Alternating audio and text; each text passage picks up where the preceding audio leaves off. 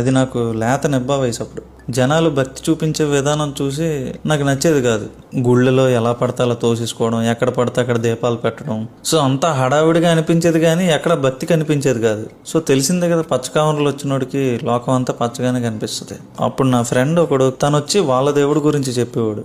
Interesting అనిపించేది. మా దీంట్లో ఓన్లీ దేవుడేరా, ఇంకేం ఉండదు అని చెప్పగానే పొరపాటున ఆ మార్గంలోకి వెళ్ళిపోదాను నేను. అయితే ఒకరోజు వచ్చి వాడు, దేవుడు నీతో మాట్లాడాలి అంటే నువ్వు కన్నీటి ప్రార్థన చెయ్యాలి అని చెప్పాడు అనమాట. అక్కడ చెప్పంగానే బండి మీద వెళ్తూ ఆలోచిస్తూ, ఓహో దేవుడు మనకు స్పందించాలంటే మనం కన్నీటి ప్రార్థన చెయ్యాలన్నమాట అని ఆలోచించుకుంటూ వెళ్తే అప్పుడు బలి వెలిగింది.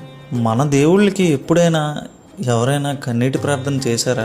ఎప్పుడు చూసినా మనం దండం పెట్టుకొని కోరికలు కోరుకుంటాం తప్పితే ఎప్పుడైనా ఎవరైనా కన్నీటి ప్రార్థన చేశారా అని చరిత్రలో చూసుకుంటే ఒక రామదాసు కన్నీటి ప్రార్థన చేశాడు, ఒక అన్నమయ్య కన్నీటి ప్రార్థన చేశాడు, ఒక భక్త కన్నప్ప కన్నీటి ప్రార్థన చేశాడు, ఒక మార్కండేయుడు కన్నీటి ప్రార్థన చేశాడు. సో ఇలా పరమ భక్తులు అందరూ కన్నీటి ప్రార్థన చేసిన వాళ్ళే.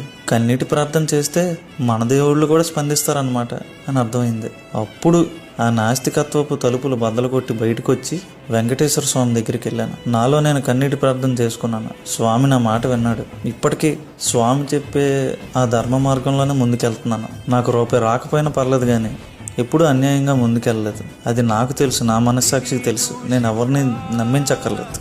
అలా హైందవ ధర్మం ఎంత గొప్పదో అర్థమైంది. హైందవ ధర్మంలో పుట్టినందుకు నేను ఎంత అదృష్టవంతుడినో అర్థమైంది. సో మన పూర్వీకులు, మన పెద్దలు ఎంతో పకడ్బందీగా తీర్చిదిద్దారు ఈ హైందవ ధర్మాన్ని.